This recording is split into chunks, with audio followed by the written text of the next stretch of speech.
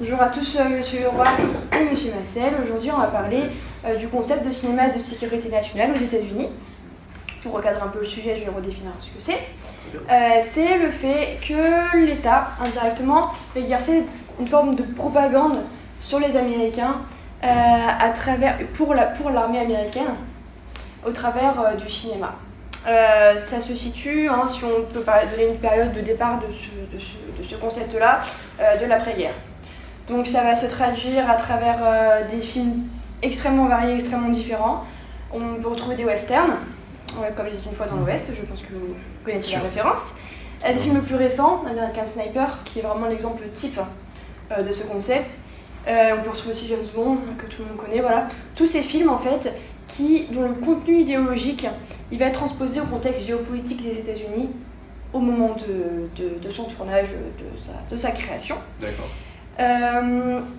Donc on va voir aujourd'hui comment en fait ce cinéma de sécurité nationale aux États-Unis précisément, il va participer, il va développer et il va influencer en fait ce mouvement à travers la culture américaine aujourd'hui.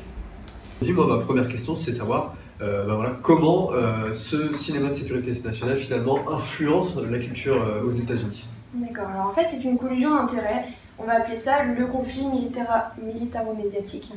Ça va en fait, si on résume la chose, ça va être une liaison entre l'État, qui sont liés aux usines d'armement, ceux qui produisent les armes, et qui vont être liés à des producteurs de cinéma, souvent des grands groupes très puissants de type Hollywood.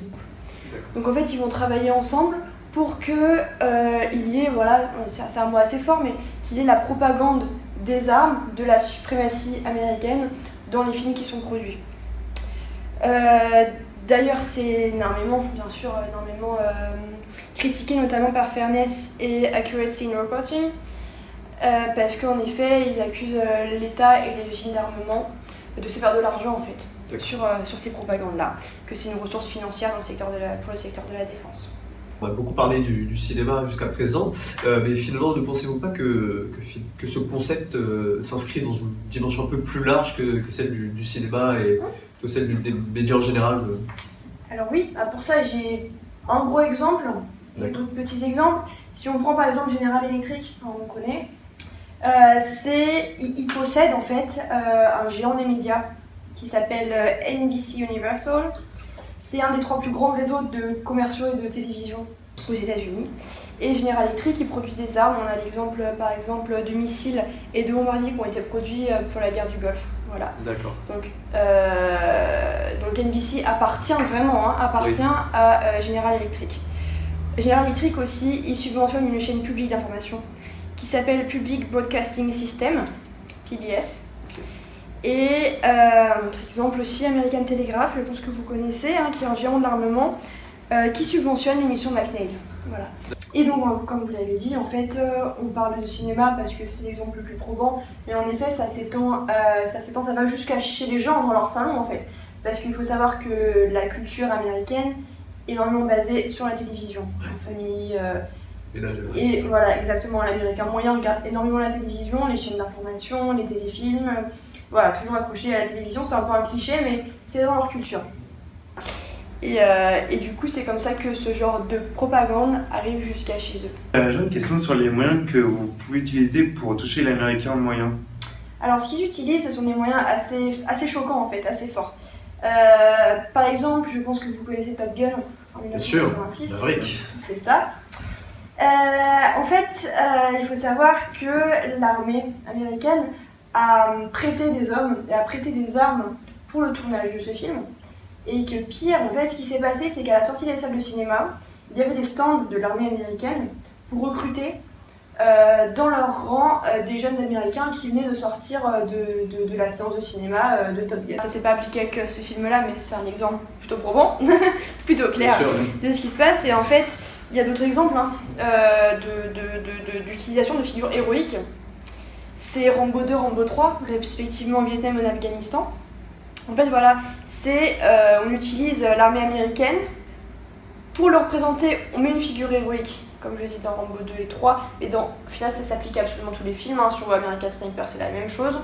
On met un héros américain qui va se battre pour son pays, alors que pourtant c'est un Américain moyen à la base, il va se battre pour son pays, et du coup en fait il va être glorifié, et ce qui va se passer, donc lui et à travers lui les États-Unis, l'Amérique, et ce qui va se passer en fait c'est que, on va parler un peu de personnification, c'est-à-dire que l'Américain moyen il va vouloir fusionner avec ce modèle-là. C'est-à-dire que s'identifier exactement, il va vouloir devenir cet héros en fait, qui dans la société va être un héros, qui sur le terrain va être un héros, comme le traduit très bien le film American Sniper de 2014 que j'ai énoncé précédemment. Et j'aurais une autre question qui est, est-ce que vous savez pourquoi les lobbies américains font ça et est-ce que vous auriez l'idée de où ça mène? Alors pour répondre à la première partie de votre question, comme j'ai commencé un petit peu à le développer à travers vos questions précédentes, en fait ils essaient, l'État, les usines d'armement, etc. et du coup les réalisateurs essaient de créer en fait de refléter du patriotisme, des États-Unis soudés, et donc promotion des armes, hein, donc ça me paraît très clair dans leur démarche, sur deux plans, c'est-à-dire le port d'armes chez soi, parce que les usines d'armement vendent des armes, hein, c'est leur profession, et l'armée qui est un petit peu différent, mais voilà, essayer de faire rentrer des hommes dans l'armée, dans les rangs de l'armée américaine. Donc ça se traduit vraiment par la glorification de ces hommes, du pays, et de les enrôler là-dedans, en sachant qu'il ne faut pas oublier que la mentalité vraiment dans ce pays-là, c'est l'America First. Je pense que vous connaissez tous cette expression, voilà, ça résume bien le message de ces films. Et ça aussi, ça s'exporte en fait dans le monde entier, parce que ces films-là, on ne les trouve pas que dans les salles aux États-Unis.